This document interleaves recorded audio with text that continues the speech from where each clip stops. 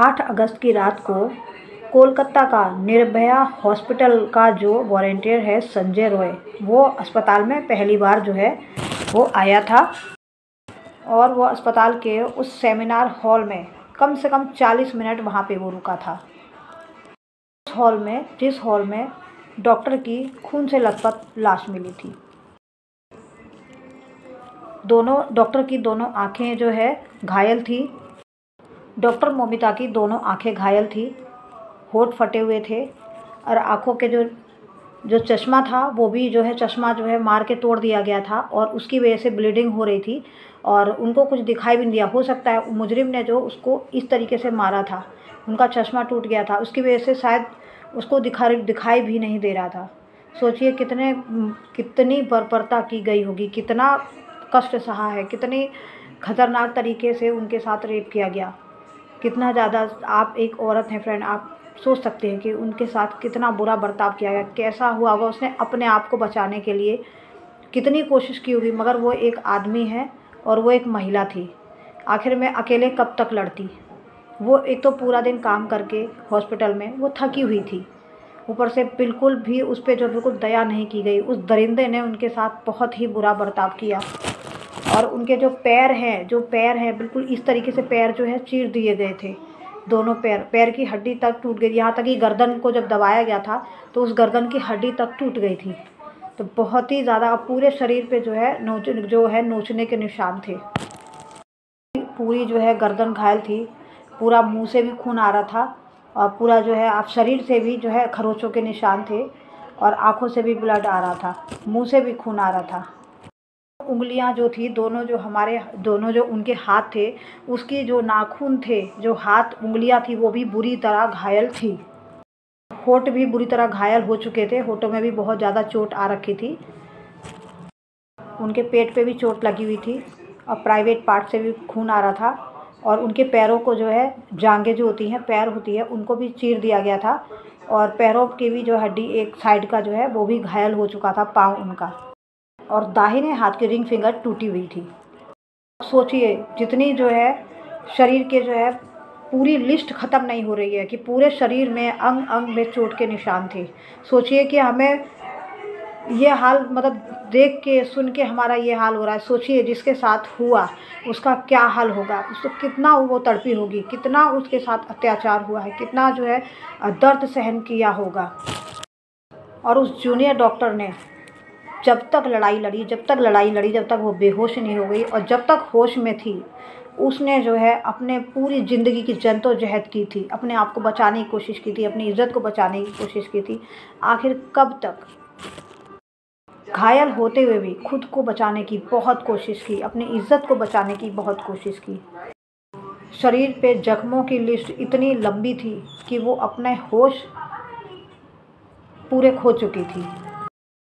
Junior doctor की report भी आ चुकी है और रिपोर्ट के अनुसार सबका दिल भी दहल गया है उस रिपोर्ट के बारे में जानकर।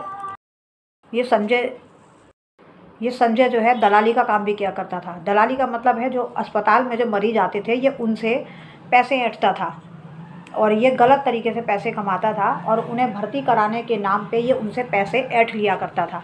उस दिन भी वही हुआ, जिस दिन ये कांड हुआ उस दिन भी इसने यही किया। उस दिन एक दिन जो है इसने एक मरीज़ को जो है भर्ती कराया और उसकी सर्जरी होनी थी और उस दिन रात में भी ये उस मरीज़ से ही मिलने आया था। पहले ये उस मरीज़ से मिला, उसके बाद इसने उस मरीज़ का एक्सरे करवाया जिसकी सर्जरी होनी थी। उसके बाद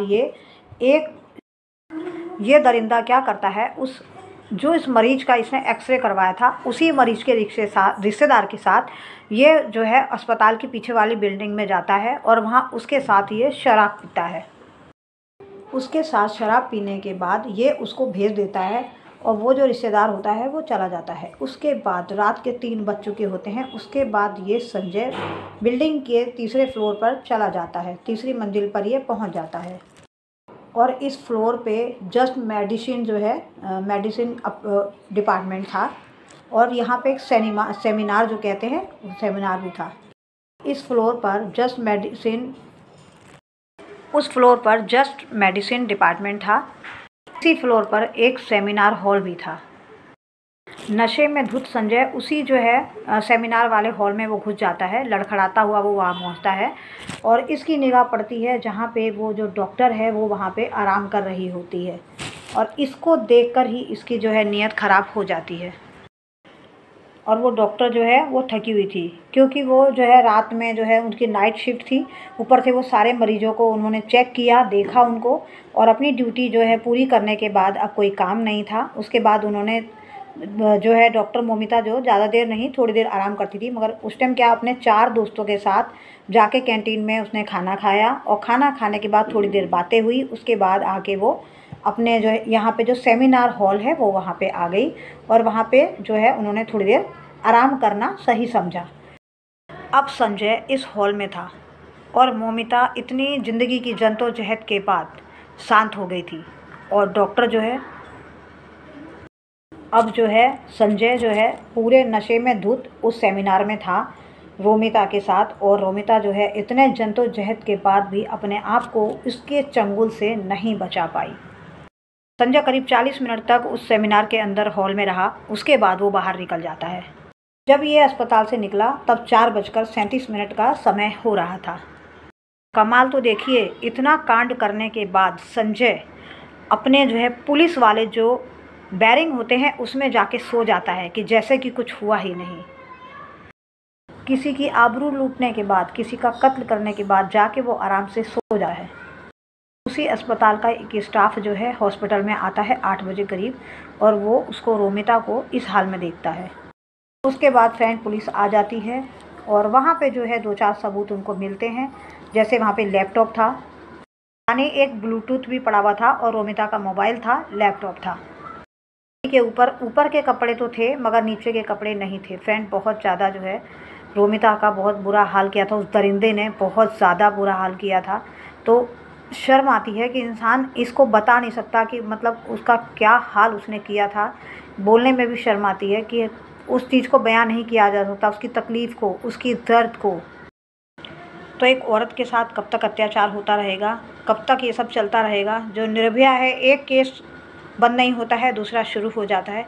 तो फ्रेंड आप लोग क्या कहना चाहेंगे कि औरत जो है कहीं सुरक्षित नहीं है, जहाँ वो ड्यूटी करती है वहाँ पे वो सुरक्षित नहीं है, तो आज तो क्या होगा आप बताइए।